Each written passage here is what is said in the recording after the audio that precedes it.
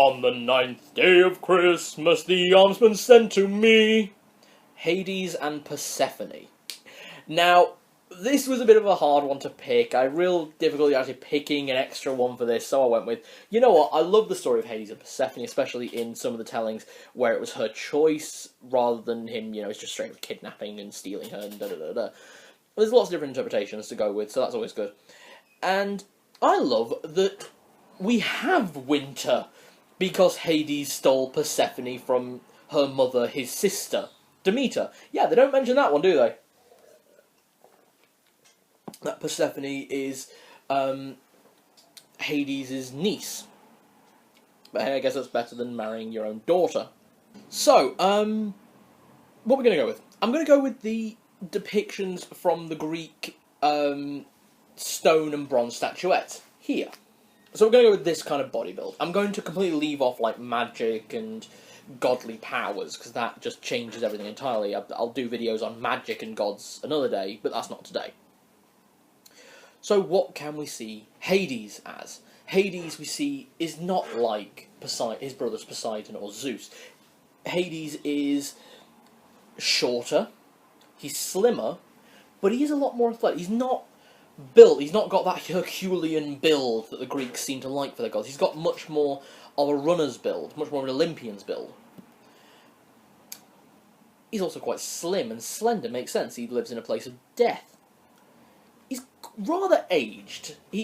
Of the three, he's the one who looks the oldest, which makes sense because I think he is of those three. I think in terms of actual age, Zeus is the youngest, then it's Poseidon, then it's Hades. But Zeus was the one who was able to kill their father, well, not kill, but stop their father Cronus. That's a whole video for another day. Doesn't matter. So, what else does he have? Well, he has Cerberus. He has his pet three-headed dog. And that is actually his pet. That's the other thing. Reading into this, I didn't realise that Cerberus was actually his pet. I thought Cerberus was like the guardian of Hades, of the underworld. No, it turns out Cerberus is actually Hades' pet, his lovely Fluffy. Also, that turns out Cerberus literally translates as Spot from ancient Greek to modern day. So his dog named Spot, his three-headed dog named Spot. So that's a thing. And why is that important? Well, if you're talking about Hades and Persephone, you've got to talk about everything they've got.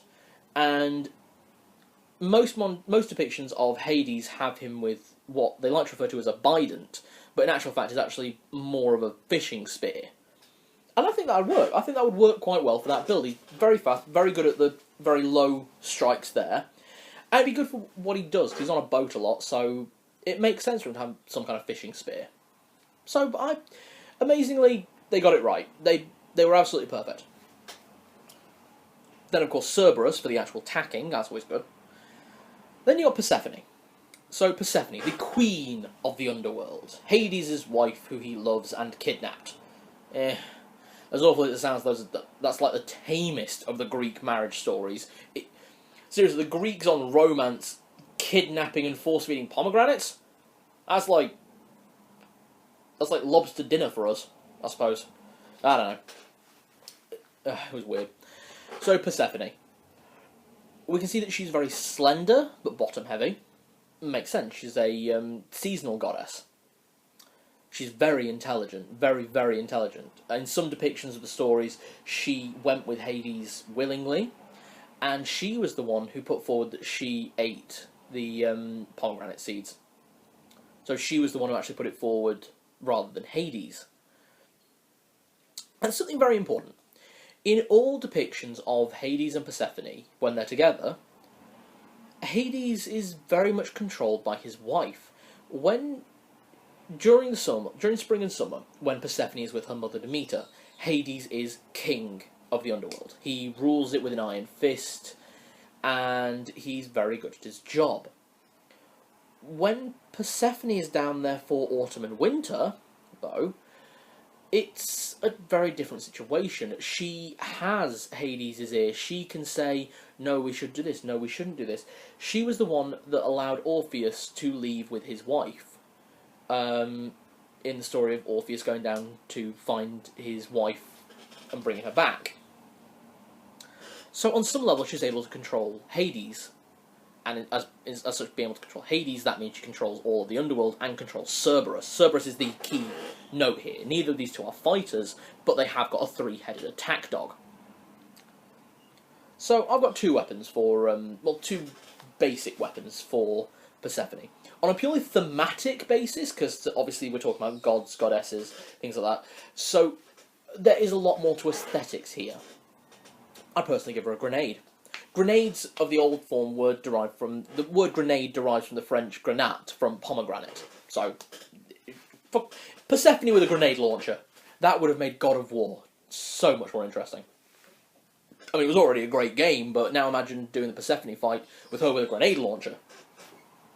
Something really different.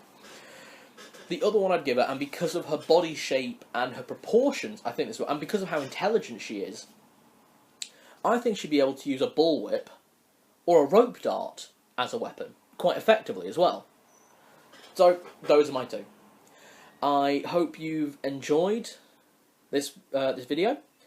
Like and subscribe for future videos, and I look forward to you joining us tomorrow when we do day 10 of the 12 days of Armsmas. Thank you very much. Now get out of my house. Bye.